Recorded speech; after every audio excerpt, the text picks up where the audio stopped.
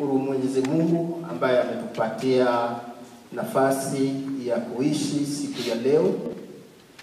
Pia nashukuru wenzetu wa Kenya kutoka kwa matabaka mbalimbali ambao wamesimama nasi leo hii katika kanisa letu la Ridge West Baptist Church.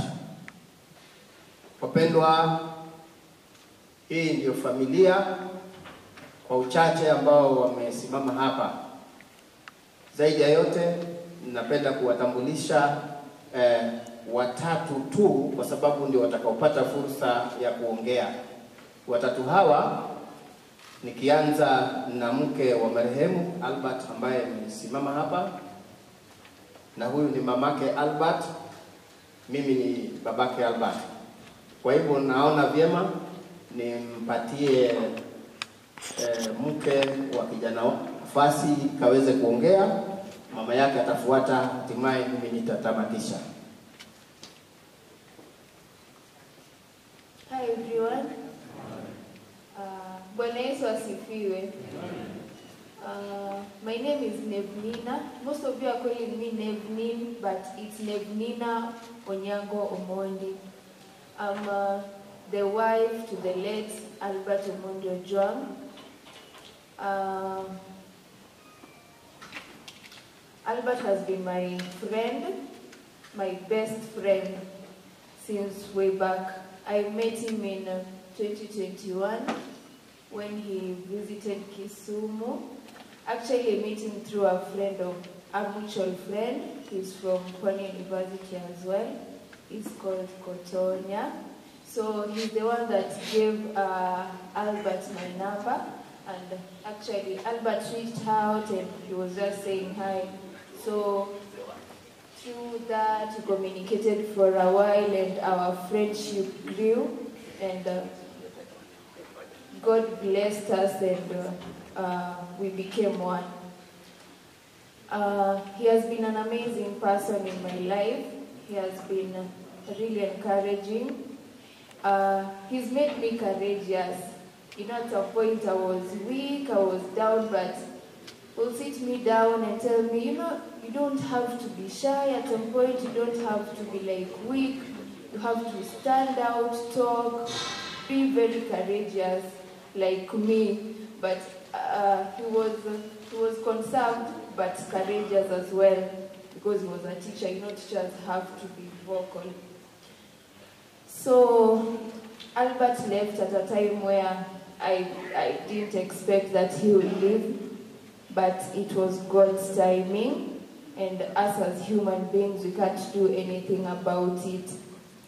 It's heavy on us, it's heavy on me, it's heavy on my son.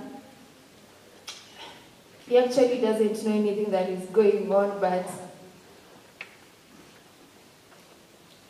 it's heavy. So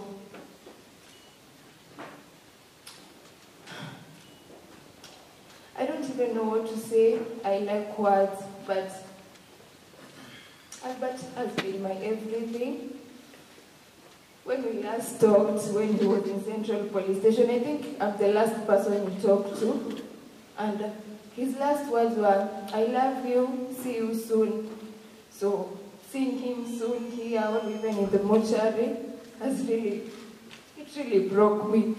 But he has always told me to be courageous, so I just want to stand strong for the sake of our son, the mom, the dad, and even other people that are not here, because most of them looked up to him. So I want these people to look up to me. So I don't want to be weak, I want to be strong.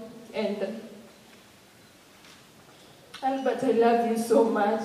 I don't know if he's hearing, but I want him to know that he means so much to me. Even if he's lying here, I truly love him, and I'll always do. I'll always be here for mom, for dad, for G, for grandma, for your uncles, for everyone. I'll always love them the way you did. And thank you. Thank you for the little time that you shared. I just pray that God gives me that strength and the peace of mind that everybody wants. And lastly, I'll want to talk to the police and even those people that are in charge of taking care of us. I wouldn't wish to see anybody or any parents, any wife, any son, any daughter going through whatever we're going through. So I would like to urge them to treat everyone perfectly. Even if they are not their relatives, even if they are people that they don't know, let them take the right channel, let them deal with everyone in the very best way. And may God protect all of us. I pray that you pray for me so that I get that courage to be with this family. They're looking up to me the way they were looking up to Albert. God bless you all.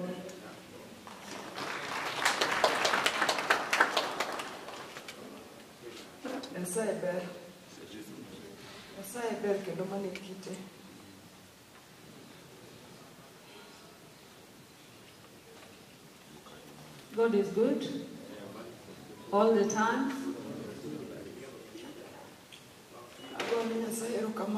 Nashukuru Mungu siku ya leo aliyenipa fursa hii kufika katika kanisa hili. Sikujua naweza fika katika kanisa hili. Lakini Albert amenichoka kanisa hili. But mtoto wangu Albert amefanya nikaingia hapa. Nashukuru Mungu kwa yote.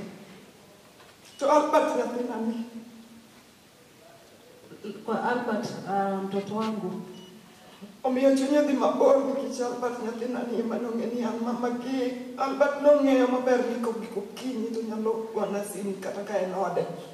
amefanya roho wangu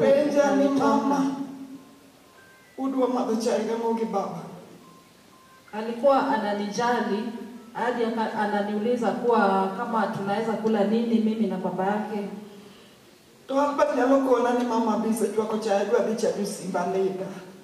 Asubuhi anakuja kuniambia nipatie chai, anataka kwenda kuchaji simu yake. Anapata nishapika chai nimeweka kwa thermos. Namwambia babangu chai iko lakini cha kuteremsha nayo ndio hakuna.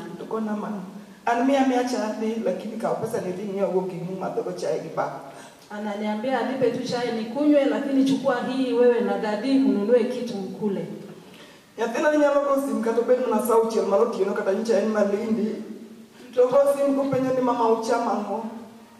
Mtoto wangu angenipigia simu hata akiwa Malindi saa 6 usiku kuniuliza tumekula nini.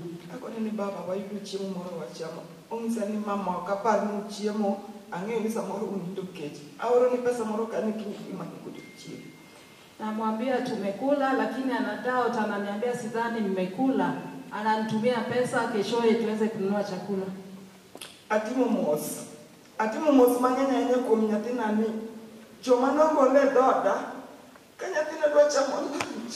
Tadio timu kuona kama nimesema pole sana kwa mtoto wangu. Alitolewa kwa mkono wangu kama nimempa chakula aweze kukula. Nyatina ni huko mwenye ukatakuona. Hakuchuna hata ugali. Baba na mama kwa nalot kanyatina chakula chama lote polisi chopo. Wakati alitaka kuanza kukula, polisi wakafika. Polisi mkochukura nino kanyatina chako tetemeka na penye ni Albert. Itima ngonyatina. Walipofika Albert alianza kutetemeka. Mama yake akamuuliza Albert, umefanya nini mtoto wangu? Mama anonge kimatimo. Akasema mamangu mimi hakuna kitu nimetenda. Taworo kanyathino dhika polisi makoroto ne mot adwoke gododala. Aworo sana gimajongo timo na negipenje kana unitinde die odu yawa. Sasa nimeshangaa vile polisi walimchukua, wangemuuliza hata uko na watoto wangapi kwanza.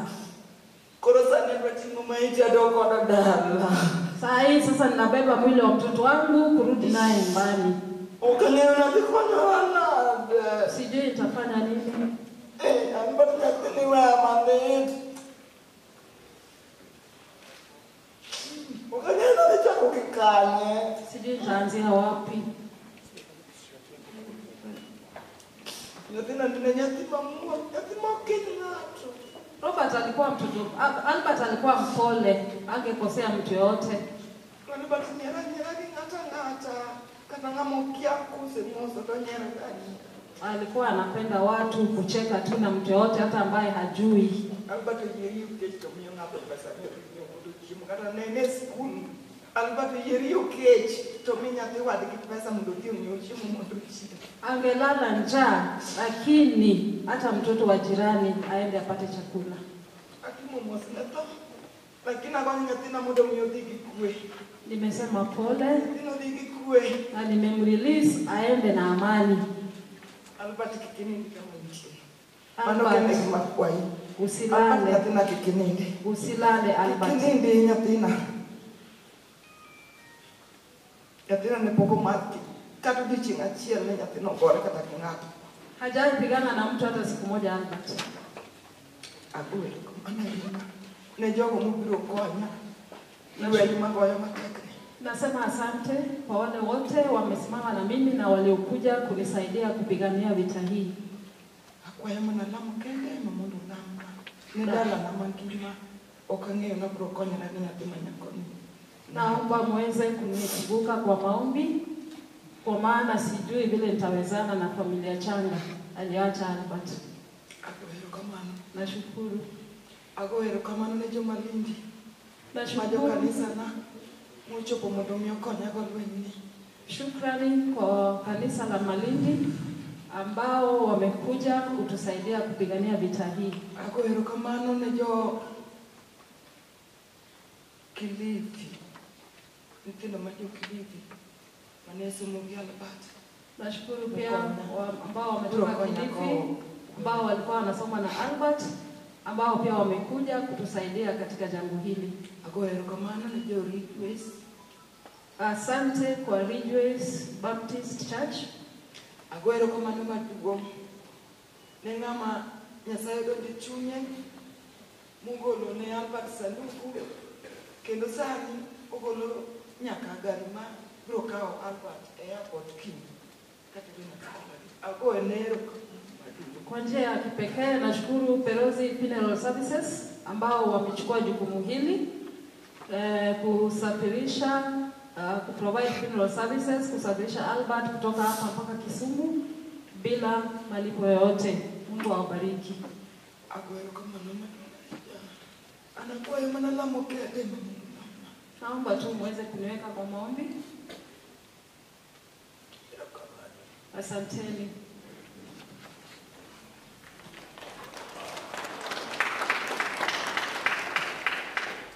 Haleluya.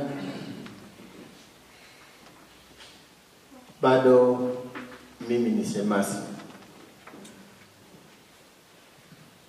Napenda neno la Mungu kupitia kwa Biblia. Ninao ujumbe. Jua sisi mashemasi ni kama wachungaji. Maneno ya Mungu ndio yanatufariji. Kabla sijatoa shukrani, napenda tufungue kitabu cha Methali, Proverbs 21 verse 3. Haswa nianze mstari wa kwanza. Lakini himizo langu ama ujumbe wangu uko katika mstari wa 3. Methali. I read from King James. It says, Proverbs 21 from verse 1 says, the king's heart is in the hand of the Lord. As the rivers of water, he turneth He turneth it whithersoever he will. Every way of a man is right in his own eyes, but the Lord pondereth the hearts. Verse 3. To do justice and judgment is more acceptable to the Lord than sacrifice. Bwana Yesu asifiwe. Ujumbe mwingine sitaweza kunakili kutoka kwa kitabu chenyewe, lakini kisa cha Kain na Abel ndugu yake. Mwenyezi Mungu muumbaji alitamka neno kuhusu damu iliyomwagika kwa ardhi. Damu hiyo Mungu alizungumza kutoka kwa kinywa chake akisema, hiyo damu inanililia mimi. Nikagundua kwamba damu haifi. Damu inaweza kuleta mateso. Ni damu ya Yesu peke yake ndiyo ambayo inabariki. Lakini damu nyingine ambayo inamwagika chini ya ardhi hii pasipo na hatia huleta mateso. Kwa wale ambao wanatesa wanadamu wenzi wao, na damu, hakuna damu nyeupe. Damu ni damu. Ikimwagika kwa ardhi na inaleta mateso. Pengine huu ujumbe wangu ungewafikia wale wanaochukulia kwa mzaha kumwaga damu, ambao hawana uwezo wa kutengeneza, ya kwamba haitaleta amani kwa ulimwengu, kwa familia, hata kwa boma. Nataka niseme ya kwamba damu hiyo ya Albert ambayo imemwagika bila hatia, walio na uwezo kuona kwamba wanachukua damu ya maisha ya wenzi wao na kumwaga damu ili wabakie katika hali yao na kuficha uovu wao, basi wajue kwamba watabaki na heshima, watabaki na utajiri na sifa za aina yote, lakini hawatakuwa na amani katika maisha yao. Sababu Kain, Mungu alitamka ya kwamba damu ya Abel inamlilia. Hiyo ndio kauli yangu ambayo naweza niseme, na Proverbs hii ambayo nimesema Mungu aweze kusimama kuwa Mungu. Shukrani zimetolewa hapa. Sijui niseme nini. Bado tutapeleka mwili nyumbani. Lakini nasisitiza, baada ya mke wangu kuongea kuhusu swala la maombi, ikiwa kanisani, jameni, bila maombi hatutaweza kusimama. Maana tumebaki sisi jinsi ambavyo mnatuona hivi, tuko pamoja. Lakini baada ya muda mchache mazishi, tutabaki sisi jinsi mnavyotuona hapa. Ni maombi yenu, hata mkiwa mbali, itatusimamisha. Mungu aweze kuwabariki. Shukrani zimetolewa, na bado tutaendelea kuwashukuru wale waliosimama nasi. Mungu aweze kuwabariki nyote. Asante sana, asante sana, asante sana, asante sana. Pray.